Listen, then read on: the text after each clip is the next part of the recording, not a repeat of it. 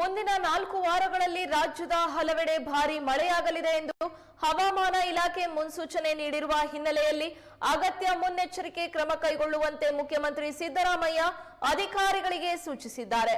ರಾಜ್ಯದ ಅತಿವೃಷ್ಟಿ ಮತ್ತು ಪ್ರವಾಹದ ಪರಿಸ್ಥಿತಿ ಪರಿಶೀಲನೆ ಕುರಿತು ನಡೆದ ಸಭೆಯಲ್ಲಿ ಮಾತನಾಡಿದ ಮುಖ್ಯಮಂತ್ರಿ, ರಾಜ್ಯದಲ್ಲಿ ಜೂನ್ 1 ರಿಂದ ಆಗಸ್ಟ್ 15 ರವರೆಗೆ ವಾಡಿಕೆಗಿಂತ 22% ಹೆಚ್ಚು ಮಳೆಯಾಗಿದ್ದು, ಚಾಮರಾಜನಗರ, ಮಂಡ್ಯ, ತುಮಕೂರಿನಲ್ಲಿ ಅತ್ಯಧಿಕ ಮಳೆಯಾಗಿದೆ.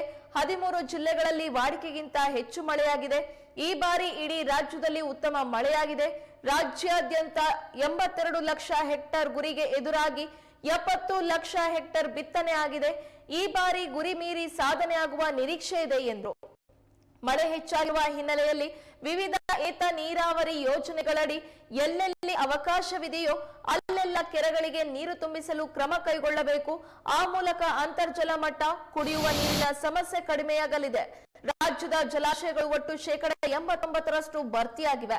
ಈ ಹಿನ್ನೆಲೆಯಲ್ಲಿ ಕೆರೆಗಳನ್ನ ತುಂಬಿಸಬೇಕು ಹಾಗೂ ಮಳೆ ಮುನ್ಸೂಚನೆ ಆಧರಿಸಿ ಮುಂಚಿತವಾಗಿಯೇ ಸೂಕ್ತ ಪ್ರಮಾಣದ ನೀರನ್ನ ಜಲಾಶಯಗಳಿಂದ ಹೊರಗೆ ಬಿಡುವ ಮೂಲಕ ಮಳೆಯಾದಾಗ ಜಲಾಶಯಗಳಲ್ಲಿ ಏಕಾಏಕಿ ನೀರಿನ ಸಂಗ್ರಹ ಹೆಚ್ಚಾಗಿ ಪ್ರವಾಹ ಉಂಟಾಗೋದನ್ನ ತಡೆಗಟ್ಟಲು ಸಾಧ್ಯವಿದೆ.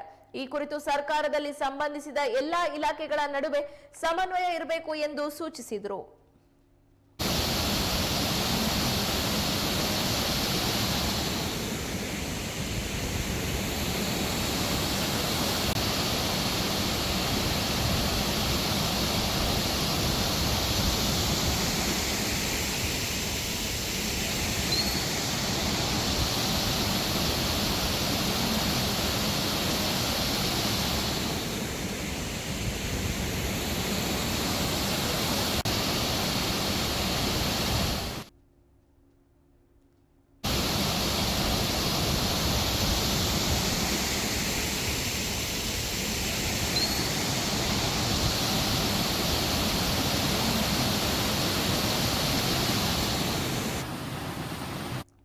ಮುಂದಿನ 4 ವಾರಗಳಲ್ಲಿ ರಾಜ್ಯದ ಹಲವೆಡೆ ಭಾರೀ ಮಳೆಯಾಗಲಿದೆ ಎಂದು ಹವಾಮಾನ ಇಲಾಖೆ ಮುನ್ಸೂಚನೆ ನೀಡಿದೆ.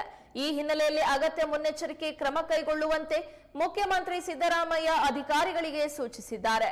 ರಾಜ್ಯದ ಅತಿವೃಷ್ಟಿ ಮತ್ತು ಪ್ರವಾಹ ಪರಿಸ್ಥಿತಿ ಪರಿಶೀಲನೆ ಕುರಿತ ನಡೆದ ಸಭೆಯಲ್ಲಿ ಮಾತನಾಡಿದ ಮುಖ್ಯಮಂತ್ರಿ, ರಾಜ್ಯದಲ್ಲಿ ಜೂನ್ 1 ರಿಂದ ಆಗಸ್ಟ್ 15 ರವರೆಗೆ ವಾಡಿಕೆಗಿಂತ 22% ಹೆಚ್ಚು ಮಳೆಯಾಗಿದ್ದು, ಚಾಮರಾಜನಗರ, ಮಂಡ್ಯ, ತುಮಕೂರಿನಲ್ಲಿ ಅತ್ಯಧಿಕ ಮಳೆಯಾಗಿದೆ. 13 ಜಿಲ್ಲೆಗಳಲ್ಲಿ ವಾಡಿಕೆಗಿಂತ ಹೆಚ್ಚು ಮಳೆಯಾಗಿದೆ. ಈ ಬಾರಿ ಇಡೀ ರಾಜ್ಯದಲ್ಲಿ ಉತ್ತಮ ಮಳೆಯಾಗಿದೆ. ರಾಜ್ಯದಲ್ಲಿ 82 ಲಕ್ಷ ಹೆಕ್ಟೇರ್ ಗುರಿಗೆ ಎದುರಾಗಿ 70 ಲಕ್ಷ ಹೆಕ್ಟೇರ್ ಬಿತ್ತನೆ ಆಗಿದೆ. ಈ ಬಾರಿ ಗುರಿ ಮೀರಿ ಸಾಧನೆ ಆಗುವ ನಿರೀಕ್ಷೆ ಇದೆ ಎಂದರು. ಮಳೆ ಹೆಚ್ಚಾಗಿರುವ ಹಿನ್ನೆಲೆಯಲ್ಲಿ ವಿವಿಧ ಏತ ನೀರಾವರಿ ಯೋಜನೆಗಳಡಿ ಅಲ್ಲಲ್ಲಿ ಅವಕಾಶವಿದೆಯೋ ಅಲ್ಲೆಲ್ಲ ಕೆರೆಗಳಿಗೆ ನೀರು ತುಂಬಿಸಲು ಕ್ರಮ ಕೈಗೊಳ್ಳಬೇಕು. ಆ ಮೂಲಕ ಅಂತರ್ಜಲ ಮಟ್ಟ, ಕುಡಿಯುವ ನೀರಿನ ಸಮಸ್ಯೆ ಕಡಿಮೆಯಾಗಲಿದೆ. ರಾಜ್ಯದ ಜಲಾಶಯಗಳು ಒಟ್ಟು 89% ಭರ್ತಿಯಾಗಿವೆ.